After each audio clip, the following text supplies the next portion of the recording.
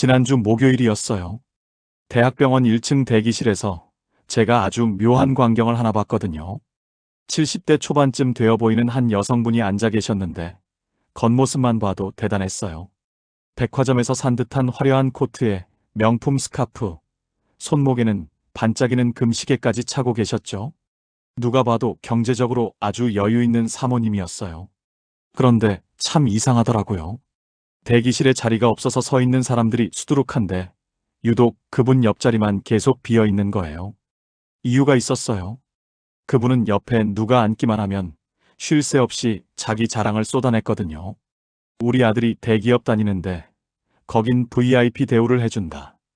며느리가 대학 교수라 얼마나 똑똑한지 모른다. 손주는 벌써 영어로 대화한다. 처음엔 예의상 맞장구 치던 사람들도 10분, 20분 자랑이 길어지니까 하나둘 화장실 간다며 도망치듯 자리를 떠났어요.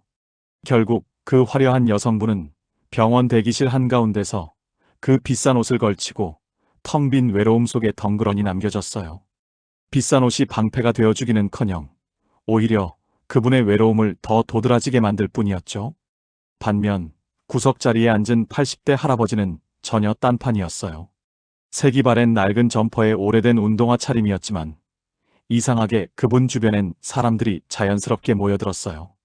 젊은 엄마가 가방을 떨어뜨리자 조용히 주워주며 엄마가 제일 고생이네. 금방 나을 거야 라고 건넨 그 한마디. 우는 아이에게 사탕 하나 쥐어주는 그 여유. 그 짧은 배려에 주변 공기가 순식간에 따뜻해졌어요. 젊은 분들은 출근해야 하니까 먼저 진료받으세요. 우리는 시간이 많잖아요 라는 할아버지의 말씀에 사람들은 진심으로 고개를 숙이며 존경의 눈빛을 보냈어요. 자, 여러분. 대체 무엇이 이 두 사람의 운명을 갈랐을까요? 돈이 많으면 장땡이라는 세상이라지만 왜 어떤 부자는 뒤돌아서 무시를 당하고 어떤 가난한 노인은 대접을 받는 걸까요? 저는 그 해답을 200년 전 다산 정약용 선생의 글 귀에서 찾았어요. 선생은 18년이라는 긴 세월 동안 유배지에 갇혀 계셨잖아요. 한때 정조 임금의 총애를 받으며 세상을 호령하던 분이 하루아침에 밥 한 그릇 걱정해야 하는 죄인 신세가 된 거예요. 그런데 놀라운 건 선생은 그 지독한 가난 속에서도 단 한 번도 비굴해지거나 존엄을 잃지 않았다는 점이에요. 오히려 가난을 통해 진짜 부자가 되는 법을 완성하셨죠. 선생이 유배지에서 아들들에게 보낸 편지를 보면 아주 서늘한 대목이 나와요. 가난하다고 해서 막 살지 마라. 닭을 치더라도 품위 있게 쳐라. 아들이 먹고 살려고 닭을 키우겠다고 하니까 아버지가 꾸짖는 대신 이렇게 말씀하신 거예요. 닭을 키우는 것 자체는 천한 일이 아니다. 하지만 닭장을 지저분하게 두고 오직 돈 벌 생각에만 매몰되는 순간 그것은 천한 일이 된다. 하지만 닭의 습성을 관찰하고 깨끗하게 키우며 그 안에서 자연의 이치를 깨닫는다면 그것은 선비의 학문과 다를 바 없다. 이게 무슨 뜻인지 아세요? 우리가 자식 자랑, 돈 자랑에 목매는 순간 우리 인생이 바로 그 어수선한 닭장이 된다는 뜻이에요. 우리 아들이 이번에 승진했어. 며느리가 교수야라고 말하는 그 자랑 뒤에는 나를 좀 알아달라는 절실한 호소가 숨어 있어요. 내가 나를 귀하게 여기지 못하니까 자식의 명함을 빌려와서 내 가치를 증명하려 하는 거죠. 하지만 사람들은 귀신같이 알아채요. 그 자랑이 커질수록 당신의 존재감은 오히려 작아진다는 사실을요. 껍데기만 화려하고 알맹이는 텅 빈 닭장처럼 말이에요. 자식 관계도 이제 냉정하게 보셔야 해요. 명절에만 오면 뭐하니, 평소에 전화 한 통 없니 하며 서운함을 내비치는 순간 당신은 자식에게 의무감을 주는 사람이 되는 거예요. 정약용 선생은 아들에게 이런 말씀을 하셨어요. 너희가 가난하다고 해서 남에게 손을 벌리는 순간 세상은 너희를 동등한 사람으로 대하지 않을 것이다. 자식이라고 예외일까요? 부모가 효도를 요구하기 시작하면 자식은 효도를 사랑이 아니라 의무로 느끼고 점점 멀어지게 됩니다.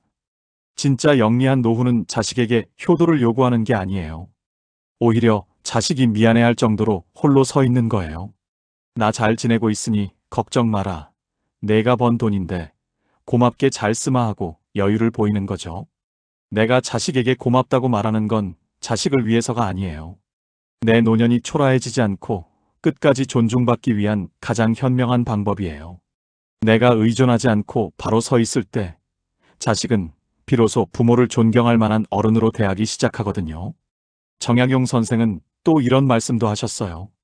재물은 남에게 베푸는 순간 영원한 내 재산이 된다.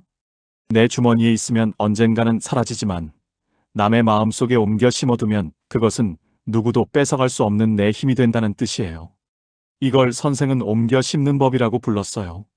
돈으로 사람을 부리려 하면 사람들은 뒤에서 비웃지만 내 형편에 맞게 따뜻한 말 한마디와 작은 성의를 베푸는 사람에겐 함부로 대하지 못해요.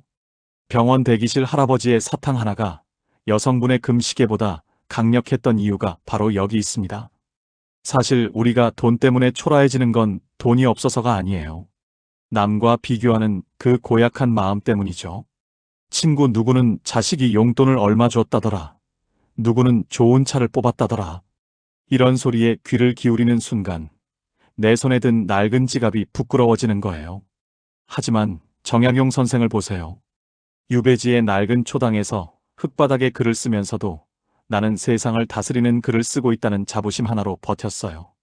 그 기세가 있었기에 유배지의 호족들도 선생을 함부로 대하지 못했던 거예요. 여러분, 60대를 넘어서면 인생의 장부를 새로 쓰셔야 해요. 가계부의 숫자만 들여다보며 10원, 100원에 벌벌 떠는 사람은 아무리 부자여도 가난한 노인일 뿐이에요. 반면 내가 가진 작은 것을 어떻게 멋지게 쓸까 고민하는 사람은 존경받는 어른이 돼요. 타사는 아들에게 보낸 편지에서 이런 말도 했어요. 식사 한 끼를 하더라도 정갈하게 하라. 배를 채우는 것은 짐승도 할 수 있지만 예를 갖춰 먹는 것은 사람만이 할 수 있다. 이게 무슨 소릴까요? 혼자 밥을 먹더라도 대충 냄비째 놓고 먹지 말라는 거예요. 예쁜 그릇에 담아 나를 대접하세요. 내 방을 먼저 닦고 내 옷매무새를 다듬으세요. 정약용 선생은 유배지에서도 식사 때 자세를 흐트러뜨리지 않았고 방 안에 먼지 하나도 그냥 넘기지 않았어요. 가난할수록 방 안을 깨끗이 하고 옷매무새를 단정히 해야 기세에서 밀리지 않는다고 하셨거든요. 낡은 구두를 정성껏 닦고 아침에 일어나 단정한 옷을 입고 모임에 나가서 내 자랑 대신 남의 이야기를 들어주는 것. 그것이 바로 상대를 압도하는 노년의 힘이에요. 또한 선생은 말의 무게를 강조하셨어요. 입을 닫고 귀를 열면 사람의 마음을 얻고 입을 열고 귀를 닫으면 사람을 잃는다. 병원 대기실의 여성분이 왜 외로워졌겠어요? 자식 자랑으로 자기 존재감을 꽉 채우려다 보니 남이 들어올 자리를 없애버린 거예요. 노년에 가장 초라해 보이는 행동이 바로 묻지도 않은 자랑을 늘어놓는 거예요. 자랑은 내 결핍을 광고하는 꼴밖에 안 돼요. 진짜 멋진 사람은 침묵으로 자기를 증명합니다. 내가 말하지 않아도 내 몸가짐과 태도에서 무게감이 흘러나오게 만들어야 해요. 자식에게 서운함이 몰려올 때는 정약용 선생의 이 말을 떠올려 보세요. 재물은 자손에게 전해준다 해도 끝내는 탕진되고 만다. 하지만 흔들리지 않는 태도는 자식의 가슴 속에 향기로 남는다. 여러분, 자식들이 진짜 기억하는 건 부모가 얼마를 남겼느냐가 아니에요. 우리 부모님이 어떤 시련 속에서도 얼마나 멋진 어른이었느냐를 기억해요. 자식에게 짐이 되지 않으려는 의지, 자기 삶을 스스로 읽어가는 뒷모습이야말로 자식에게 줄 수 있는 최고의 유산이에요. 타사는 아들에게 이런 조언도 남겼어요. 몰락한 친척이나 가난한 벗에게는 후하게 하되 권세가 있는 자들에게는 아첨하지 마라. 이 말은 노년의 대인관계에서도 핵심이에요. 나보다 힘든 사람에게 따뜻한 차 한 잔 건네는 사람이 되세요. 그럴 때 여러분의 가치는 세상이 정한 가격표가 아니라 여러분 스스로 만든 존엄으로 결정되는 거예요. 인생의 진짜 승부는 이제부터예요. 돈의 위력에 굴복하지 마세요. 돈에 휘둘리는 부자보다 돈을 다스리는 한 사람이 되는 길. 그것이 정약용 선생이 수백 년을 건너 우리에게 전하는 진짜 유산이에요. 나이 든다는 건 많은 걸 잃어가는 과정이지만 내면을 가장 단단하게 채우는 시간이기도 해요. 내가 나를 대접할 때 비로소 세상도 나를 대접한다는 이 단순한 진리를 붙잡으시길 바라요. 오늘부터 남의 눈치 보지 말고 따뜻한 차 한 잔을 정성껏 우려내며 내 마음의 평화를 먼저 챙기는 하루를 시작해보세요. 여러분의 인생 후반전이 남들에게 보여주기 위한 무대가 아니라 스스로를 대접하는 고요한 정원이 되기를 바랍니다. 긴 시간 들어주셔서 고마워요. 건강하세요.